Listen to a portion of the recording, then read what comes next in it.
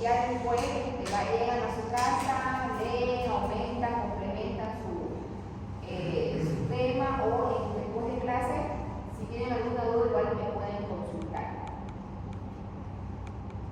Entonces vamos a hablar de lo que son tanto la anatomía como la funcionalidad de esos órganos, para qué nos sirven, porque cada cosa que tenemos en nuestro cuerpo tiene su funcionalidad, desde los vellos del cabello hasta el último órgano que conocemos.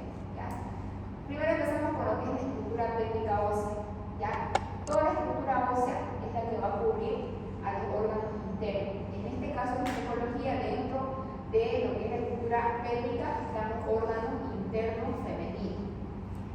Entonces están formados por lo que son, o comúnmente llamado la pelvis, están formados por huesos, ya que sean por el sacro y por el coxis. Estos se van a unir y van a formar un arco, como ven en la fotografía, donde van a proteger a los órganos que se encuentran o que se alojan dentro de esta cavidad.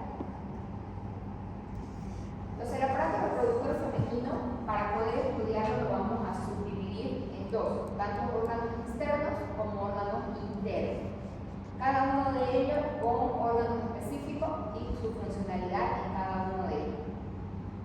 Aquí vemos tanto los órganos internos como los órganos externos. Ya los órganos externos tenemos 9, que obviamente, como dice su nombre externo, es lo que podemos, está externamente, lo que podemos visualizar. Empezamos lo que es ahí están por numeritos para que ustedes puedan identificar cada uno de ellos. Tenemos lo que son el monte de Venus, la vulva, que la vulva comprende lo que son los labios mayores, labios menores, el clítoris, el introito vaginal, en pacientes que no han tenido actividad sexual, presenta el himen. Luego tenemos dos glándulas que son principales, las glándulas de Bartolino y las glándulas de Skinner, que son encargadas principalmente de la lubricación de esta área, y la región del perineo. Ya, o la región perianal, que es el número 9, que es la unión desde la horquilla donde culmina los labios mayores hacia la región anal. Ya, esa es la región perianal. Eso es muy importante porque por el acortamiento que tiene, hay patologías que se presentan más frecuentemente en mujeres, como por ejemplo infecciones urinarias o infecciones genitales. Luego tenemos los órganos genitales internos, son obviamente aquellos que no se los puede ver. Empezamos con lo que es la vagina, el útero, las trompas, el ovario, ¿ya? O comúnmente todo esto llamado anexo. Hay una parte del útero que sí podemos visualizarlo a través de la vagina, que es el cuello cervical, pero igual pertenece dentro de los órganos genitales internos. ¿Ya? Ahí visualizamos mucho mejor monte de Venus, que obviamente está recubriendo lo que es el pubis o el hueso púbico, y las otras estructuras que están en la vulva, labios mayores, labios menores, clítoris, médula uretral, el introito vaginal, el himen, en este caso no vemos himen porque es una paciente que ya ha tenido exploración, la región perianal o perineal, y bueno, la parte anal que no corresponde dentro de los órganos de esta categoría. Pasa. Buenas noches. Hasta las 7:30. Luego tenemos, bueno, aquí vemos una visualización ya internamente. Están los órganos, el útero, los ovarios, las trompas o los órganos internos. Cada estructura tiene órganos que los sostienen, porque si no, por la bipedestación estos pueden caer. A medida que vayamos viendo, vamos a ir sabiendo los nombres de su plena inervación y su funcionalidad en cada órgano. ¿Ya? Pero de esta manera la podemos visualizar internamente, que están rodeados por los huesos y por la estructura ósea que les mostré al comienzo, y dentro de ellos están estos órganos pélvicos. Empecemos a ir desglosándonos cada uno de ellos. Empecemos con los órganos externos. Y aquí se los vuelvo a colocar cuáles son esos órganos externos. ¿Ya? Empezamos con lo que es el monte de Venus, el número 1 que vemos ahí en el dibujito. ¿Ya? Es una prominencia que está localizada sobre el hueso púbico. Está netamente cubierto por vello en aquellas pacientes a partir de la adolescencia. Obviamente en niñas no hay vello púbico. La cantidad de vello púbico va a depender de la edad que presente la paciente, y obviamente dependiendo de la raza, el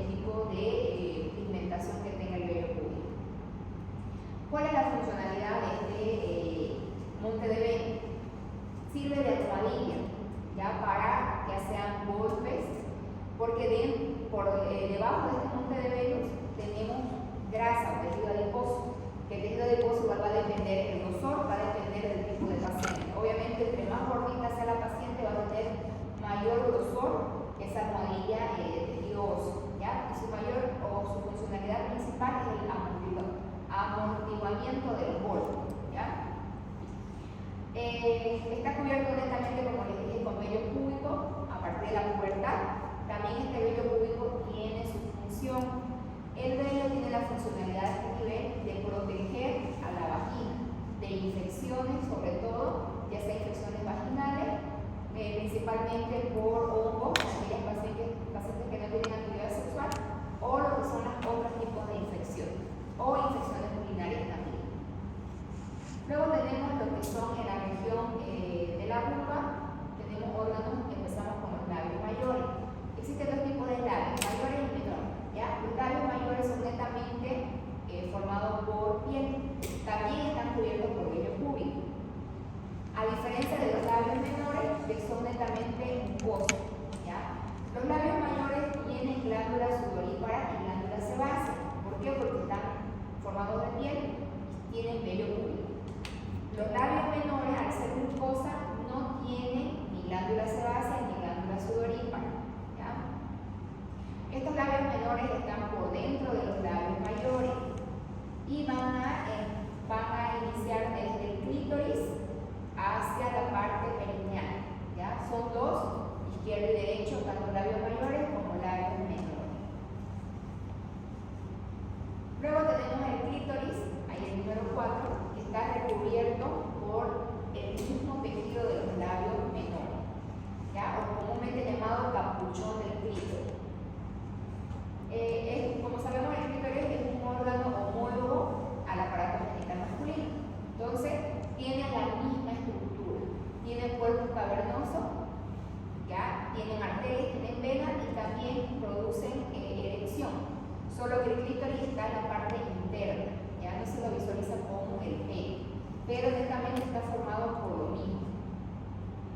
Por debajo del clítoris tenemos dos orificios, ¿ya? En la parte superior del número 5 que dice ahí es el orificio uretral, es por donde sale la orina. Debajo del orificio uretral está el introito vaginal para ingresar a la cavidad vaginal, ¿ya? En aquellas mujeres que no han tenido actividad sexual o no hayan tenido algún accidente o golpe donde no se ha roto el himen, se ve la telita, que se llama himen. Ya una vez que existe la defloración o el primer acto sexual o tal vez por un trauma, se rompe esa telita que tenemos ahí en esa región y queda de esa manera. Esos pliegues que ven alrededor son los remanentes que queda del himen, ¿ya? O sea, no queda por completo roto o salido, ¿ya? Esas se las conocen como furúnculas y epiformes. Esos repliegues que quedan alrededor, así se los conoce, ¿ya?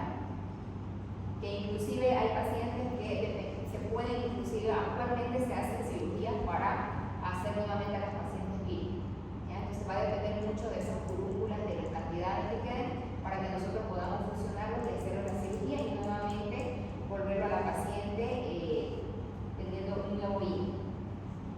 Luego el meato urinario, ya sabemos que por ahí sale la orina, ¿ya? Y obviamente es mucho más corto que de los varones. Al ser más corto, tiene mayor predisposición a infecciones urinarias. El del varón es mucho más largo, el mismo tamaño que tiene el pene, ¿ya? Va a depender mucho de la raza o el tipo de paciente de los varones. Sin embargo, las mujeres no miden más de 3 a 5 centímetros y están más internamente. Bueno, ya les hablé de esto. Dos glándulas principales, la de Skinner y la de Bartolini. ¿Por qué son importantes estas glándulas? Porque producen o segregan o lubrican esta área, ¿ya? Y también son importantes porque en ellas existen patologías que es muy frecuente. Por ejemplo, la más frecuente es la de Bartolini, donde pueden taparse y formar ya sean abscesos de Bartolino o quistes de Bartolino. ¿Ya? El absceso es lo que comúnmente llamamos cuchichi, ¿ya? Entonces, por eso en esa área existen patologías a ese nivel y por eso es importante conocer. Las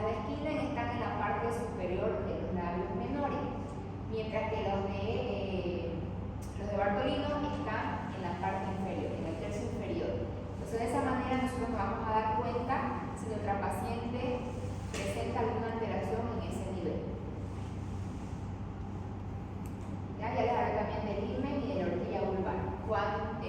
Cuando el himen es perforado, ya lo llamamos comúnmente horquilla vaginal, que es el introito vaginal, porque es el ingreso a la vagina. ¿Hasta ahí alguna pregunta de los órganos genitales externos? Ya, pasamos por los internos ahora, entonces. Ya ahí les muestro un dibujito para que ustedes así puedan captar. ¿Ya? Empezamos desde vagina, útero, trompa y ovario. Trompas y ovario comúnmente conocido como anexo. Si ustedes escuchan la palabra anexo, entonces van a saber que están hablando de trompas y de ovarios, porque también en toda esta región existen diferentes patologías que se presentan en las pacientes. Bueno, empecemos lo que son los órganos internos de la vagina. Ya la vagina es un órgano impar que está formado netamente por tejido musculomembranoso, por ende es elástico. Ya tiene una medida de 7 centímetros aproximadamente, pero obviamente esta medida va a depender mucho de la raza de la paciente. En raza blanca son más pequeñas, en raza negra son mucho más prolongadas. ¿Ya? Y obviamente estas pueden extenderse o elongarse porque dentro de ellas tienen unas auges, como unas curvas. Voy a mostrar una foto. Tienen estas curvaturas, esas líneas que ven internas, lo llamamos auges, porque hacen que eso se elongue. ¿En qué momento se elonga? Al momento de la cópula o al momento de la salida del feto hacia el exterior. ¿Ya? Entonces esas auges hacen que la vagina de lo que era 7 centímetros se elongue mucho más. Se haga más larga o se haga más ancha. Por eso es netamente un músculo membranoso, porque eso hace que la vagina pueda estirarse con facilidad. ¿De dónde a dónde empieza la vagina? Se inserta en el útero, ya formando dos sacos, o un saco posterior en la parte obviamente de atrás y por delante un saco anterior. Y se va a elongar hasta la salida obviamente del introito vaginal. Aquí dentro de la vagina es muy importante que ustedes se hacen una espectroscopía. ¿Qué quiere decir eso? Colocar un espéculo para visualizar qué hay dentro de la cavidad vaginal. Nos podemos encontrar con el cuello del útero. Esa bolita que ustedes ven arriba con un puntito, ese es el cuello del útero. Esta parte es una de las partes del útero que se puede visualizar o que podemos visualizar mediante una espectroscopía. En ese cuellito también existen muchas patologías que se pueden presentar desde el cáncer del cuello uterino o diferentes tipos de inflamaciones o alteraciones celulares. Las relaciones anatómicas que tiene la vagina. Ya es muy importante conocer la anatomía con quienes están colindando, porque de esa manera podemos evitar alteraciones o lesiones de este nivel. Por delante de la vagina lo tenemos a la vejiga, por detrás de la vagina lo tenemos al recto. En la parte superior de la vagina lo tenemos al útero. Entonces, conociendo la anatomía, nosotros tenemos mucho cuidado. ¿En qué momento? Tal vez en el acto sexual, si se ocurre de manera muy brusca, podemos producir alteraciones, laceraciones, desgarros, o en el momento del parto, si nosotros no protegemos esta área o el feto es muy grande, podemos producir inclusive perforaciones. Hay uniones entre el útero con la vejiga, donde la paciente y por detrás por el recto. Entonces a veces la paciente orina por la vagina. Entonces hay una conexión vagina con vejiga, donde puede salir por ahí la orina, o con el recto la paciente puede verificar por la vagina. Entonces por eso es importante conocer la anatomía con quienes colindan para tener mucha precaución, o si es que nos llega ese tipo de paciente, nosotros ubicarnos qué puede estar pasando en la paciente. ¿Ya? ¿Cuáles son las funciones de la vagina? ¿Ya? Es un conducto excretor del útero, o sea, ¿qué quiere decir? Es un conducto que ayuda a la salida o al paso de la menstruación, que ocurre cada 28 o 30 días. También es un órgano de la copulación, es un conducto del parto por donde pasa el feto, obviamente en los partos vaginales, y protege a órganos internos contra infección. La vagina, para proteger contra infecciones, para eso tiene un pH, tiene que ser la vagina ácida. Estamos hablando de 4.5 a 5 máximo, que tiene su pH, que es aquel que protege. ¿Por qué es importante conocer esto? Porque cuando veamos los temas de infecciones vaginales, este es un tema muy importante porque cuando hay una alteración del pH, de lo que es ácido, se vuelve alcalino o neutro, entonces son mucho más propensas a tener infecciones. Pero ya cuando lleguemos al tema, ya me van a entender mejor. Todo órgano en el cuerpo tiene su irrigación, tiene su inervación y tiene su vascularización. En este caso, la vagina está irrigada por la arteria vaginal, vascularizada por el plexo vaginal, inervada por el plexo, tiene ramas del plexo hipogástrico y viene directamente del nervio pudente interno. Entonces, también es importante conocer esto porque existe, al haberlo delgado, también puede haber alteraciones de laceraciones o rupturas. Ahora el útero. ¿Ya? El útero es otro órgano interno que es también impar, es solo uno. Tiene la forma de una pera invertida o piriforme. Tiene una medida de 7 a 8 centímetros en aquellas pacientes que no han tenido hijos, o sea, nulípara. ¿Ya? Obviamente va a aumentar de tamaño entre más gestaciones tenga la paciente, con un estándar de hasta 10 centímetros en multípara. Casi toda la parte profunda de la pelvis, ¿ya? Posterior a la vagina continúa, se encuentra generalmente en una posición de anteversoflexión. ¿Qué quiere decir eso? Que el útero no está polarizado internamente recto, hace una curvatura hacia adelante, eso quiere decir anteversoflexión. ¿Ya? El útero no está así, está doblado hacia adelante un poco, eso quiere decir anteversoflexión. Esa es la posición normal, pero hay pacientes que pueden tenerlo recto o retroversoflexión para atrás. Entonces a esa ya la paciente tiene alteración. Muchas veces la paciente, cuando no está en el lugar correcto el útero, está recto o para atrás, la paciente tiene mucho cólico, mucho dolor. Entonces por eso es importante conocer, como les dije, lo fisiológico para entender lo patológico. Sirve de recepción al óvulo después de la fecundación.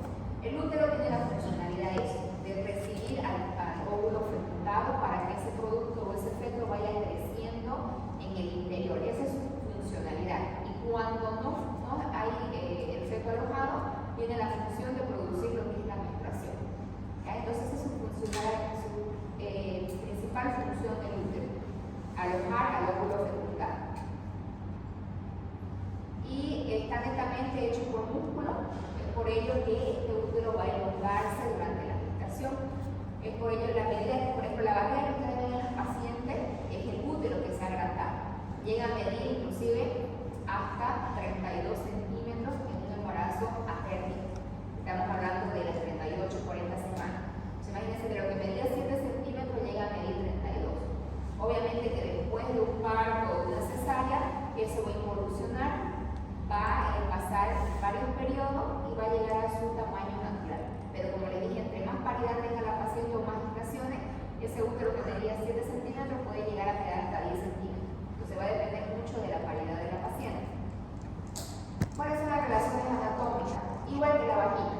¿Ya? Por delante lo tiene a la vejiga, por detrás lo tiene al recto, la parte superior lo tiene a los intestinos y la parte inferior a la vagina. Ahora es muy importante conocer las partes y las capas del útero, porque en esta región existen también varias patologías que se presentan. Entonces está formado por 3 partes: el cuerpo, el istmo y el cuello. ¿Claro?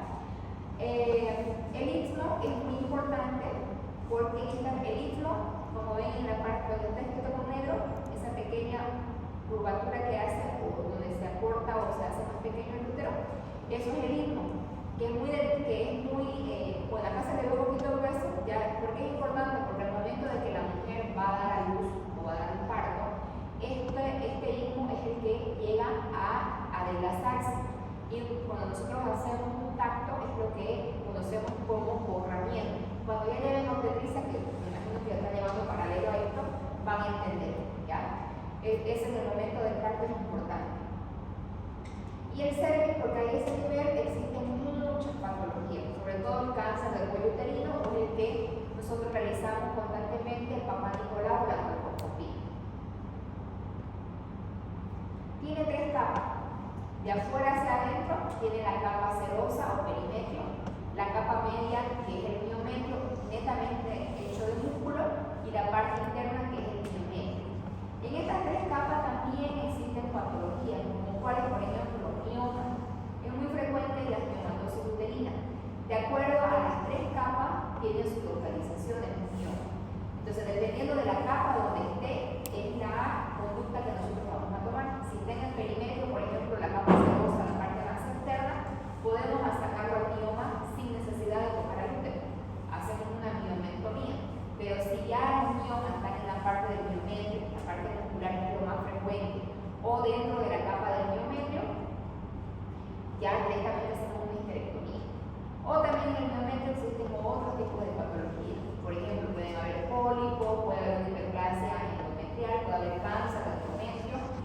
Entonces, por eso es importante conocer las capas para que nosotros podamos saber qué tipo de patologías existen y qué conducta vamos a tomar. Ya aquí vemos mejor la imagen, un corte del útero, vemos las 3 capas. ¿Ya? La parte media es donde mayormente existen más patologías.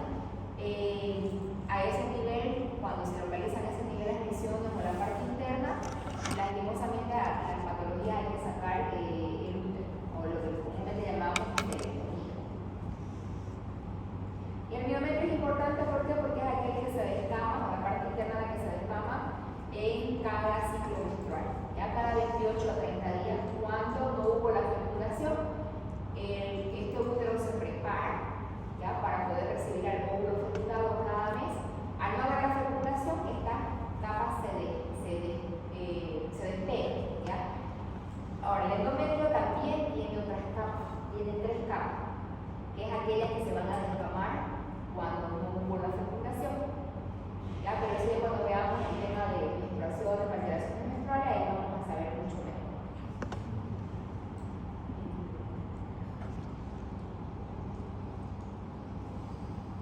Igual el útero tiene ligamentos. Estos ligamentos son importantes porque son aquellos que lo sostienen al útero.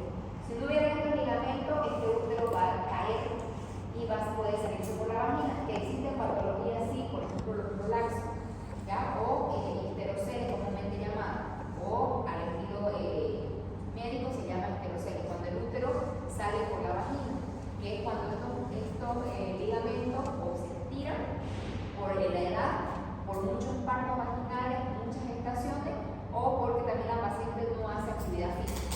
¿Ya? Entonces, estos ligamentos son los que sostienen a todo el útero, que lo más principalmente son ligamentos transversos, comúnmente llamados los de McEnroe. Tenemos los redondos, los uterosacros y el ancho. Esto es importante conocer también porque cuando nosotros hacemos una cirugía, de acuerdo a eso nosotros nos vamos guiando para poder hacer, por ejemplo, una histerectomía. También tiene irrigación. ¿Ya? El útero está irrigado por una arteria muy importante, la arteria uterina, que es rama de la hipogástrica. Esta arteria uterina es muy importante en el tema de cuando nosotros hacemos una cesárea, cuando hacemos una histerectomía, o si es que hay una ruptura uterina, es la primera que se va a lesionar. Y es muy importante porque si se produce una hemorragia, en poco tiempo la paciente puede morir choqueada, porque viene de una arteria principal que es la hipogástrica. ¿Ya? Entonces, ¿y esa hipogástrica de dónde viene? A ver, ¿quién se acuerda de dónde viene la hipogástrica? Ninguno se acuerda. Anatomía. ¿Por dónde pasa la hipogástrica? ¿Viene de dónde? De la aorta. Entonces, como es una arteria principal, entonces la paciente se nos puede choquear y morir rápido. Entonces, por eso es una arteria muy importante. Ya ustedes no se acuerdan de anatomía y yo llevo a la universidad más de 15 años, me acuerdo. ¿Ya? Ahora, la vascularización también tiene arteria, así como tiene arteria, también tiene vena. ¿Ya? Y la inervación también. Entonces, está inervada por el sistema simpático y parasimpático, por plexos hipogástricos y pélvicos.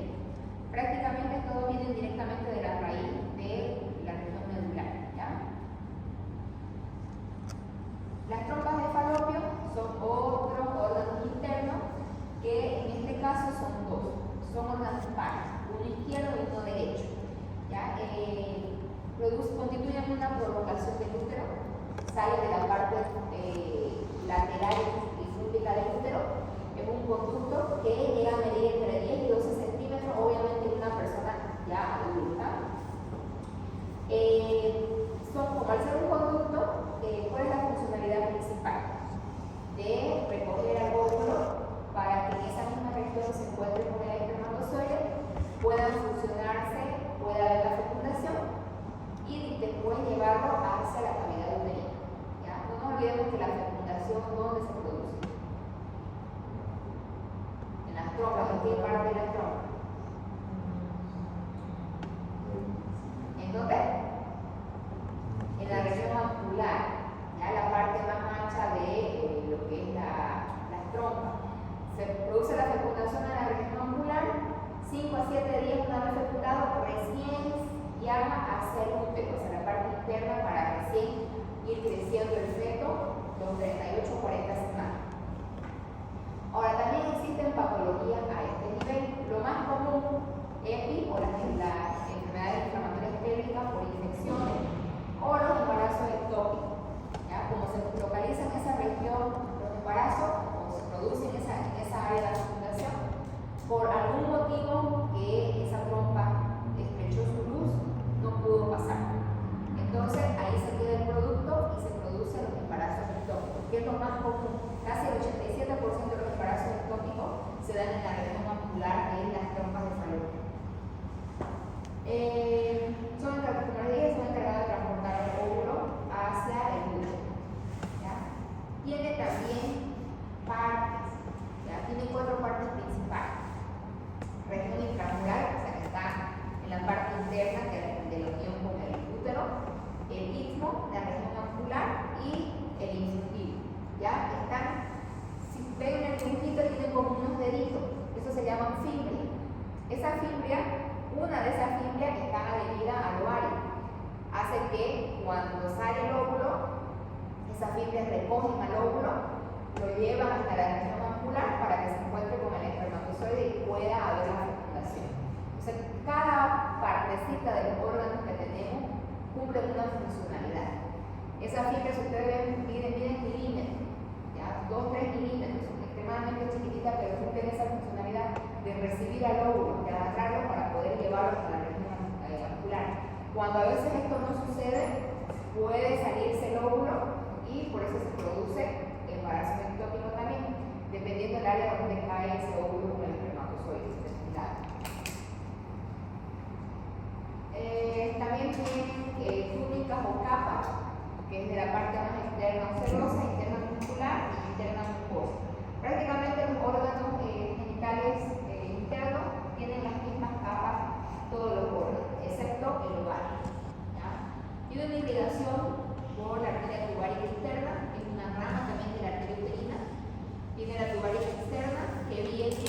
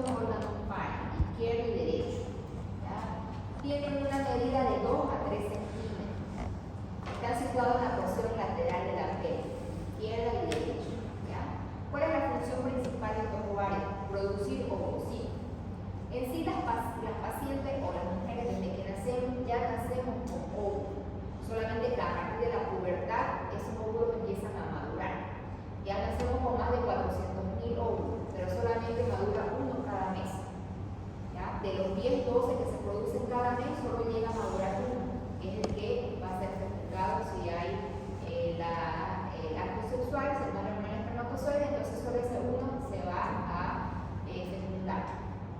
Existen también patologías de este nivel.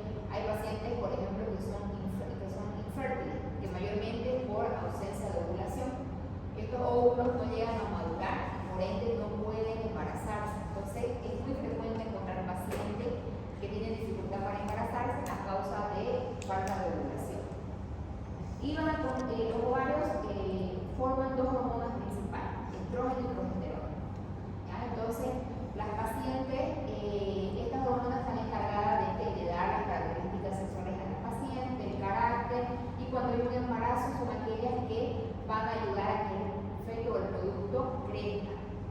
Entonces, cuando hay una paciente que tiene una alteración o por alguna afectación, le quitaron los ovarios antes de que la paciente llegue a la menopausia, nosotros tenemos que dar suplemento hormonal.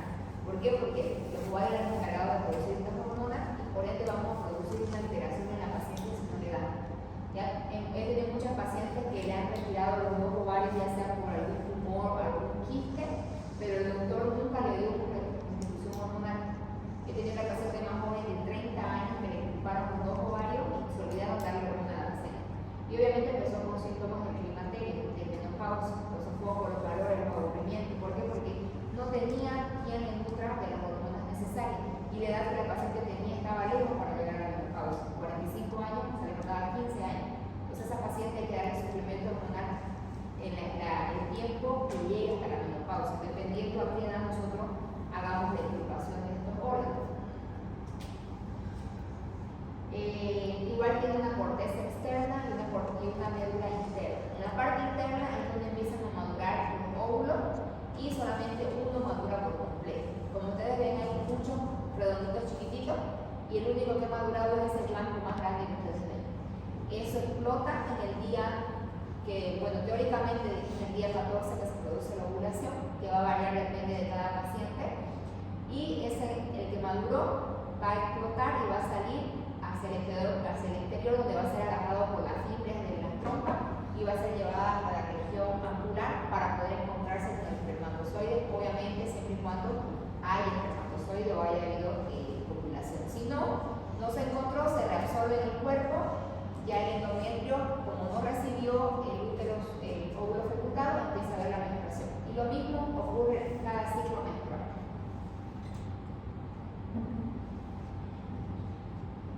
Aquí vemos mucho mejor la fotografía de los ovarios, de cuando se produce la fecundación. En la parte externa hay un dibujo de eso libre que ven, es el óvulo donde están los espermatozoides peleando para poder ingresar.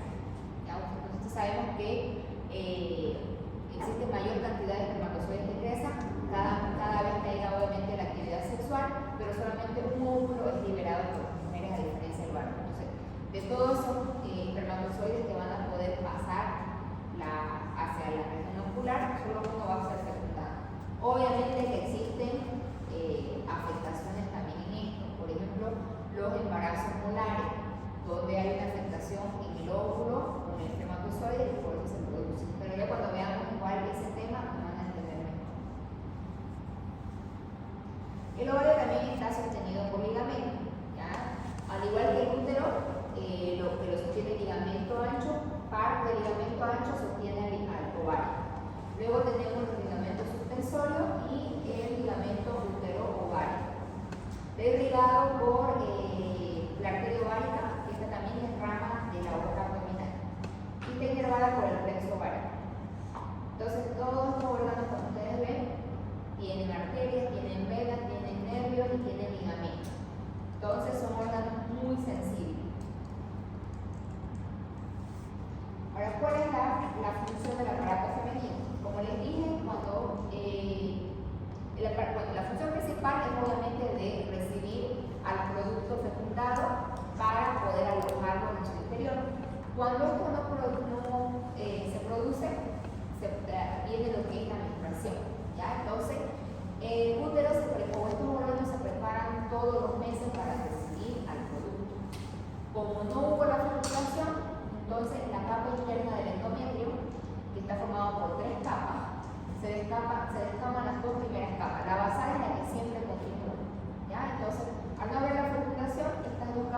desaparece de la cama, para que nuevamente empiece el ciclo de prepararse nuevamente para el siguiente mes un nuevo embarazo.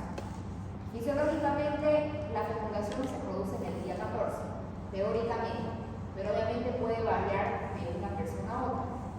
Por eso nosotros manejamos a partir del día 10 hasta el día 18, son los días peligrosos porque son los días en que la paciente puede ovular. Puede ser días antes del 14, días después. Entonces, por eso nosotros cuando nuestra paciente tiene preguntas sobre métodos anticonceptivos, quieren ellas cuidarse con el método del ritmo que se conoce por la menstruación, nosotros le explicamos esto que le estoy diciendo, ya que se puede tener actividad sexual hasta el día 10 sin protección, del día 10 hasta el día 20, tener mucho cuidado, evitar tener actividad sexual, porque son los días de que puede haber peligro de fecundación, y del día 20 al día 28-30 que empiece su menstruación, puede tener actividad sexual sin peligro, pero no es 100% seguro, ¿ya? Porque a veces el organismo o en medicina, como decimos, 2 por 2 no es 4, puede variar, ¿ya? Entonces no es seguro.